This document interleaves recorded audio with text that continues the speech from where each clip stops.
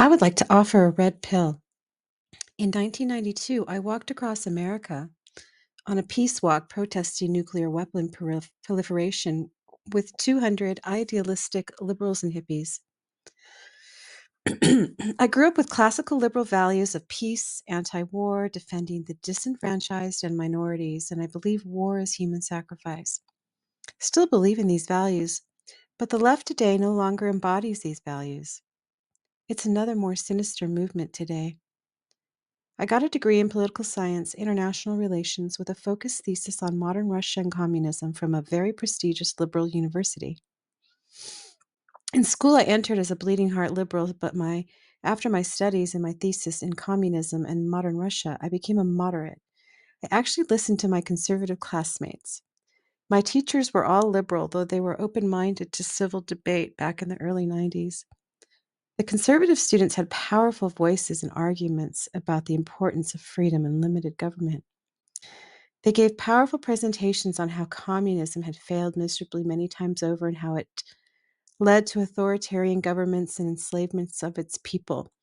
So, yes, I became a moderate because I still believe that the disenfranchised, the disabled, and the poor deserve to be helped. I had an incredible education, and since then I've been able to see quite clearly all the political psychological operations, psyops, and I became aware of a shadow government. From the Iran Contra affair orchestrated by the CIA in order to run guns and drugs to 9/11, a CIA Bush administration psyop designed to create decades of war in the Middle East with the lie about terrorism, to BLM Black Lives Matter, a particularly evil psychological operation telling us that everyone is a racist when most people are not, to re traumatizing Black people around slavery and telling them that they need democratic leadership and welfare to survive. It has been a successful operation because so many Black people are still in a victim mindset as a result of this disempowering PSYOP. Next, the COVID pandemic, a virus created in a lab and used as a crime against humanity with the end goal of getting everyone vaccinated. The vaccines have created more harm than good.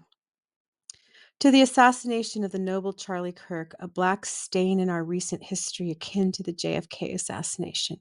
He was a genius, so gracious and honorable as he encouraged open dialogue and civil debate like no other person I've ever seen. His legacy will live forever. Today, the media, both left and right, are riddled with half truths and lies. It has been so successful at dividing us and creating lunatics in the streets committing violent acts.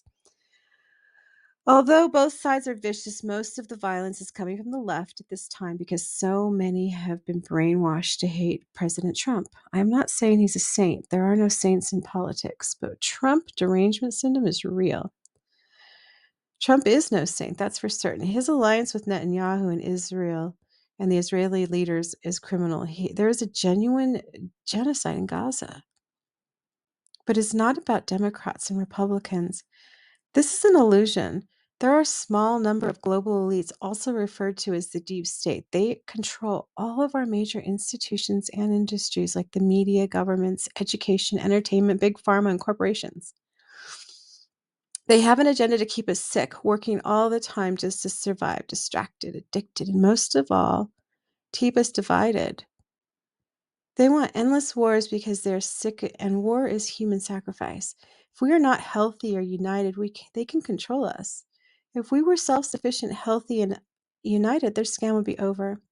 If you're still supporting the left or the right agendas and parties, you're brainwashed with half truths and half lies.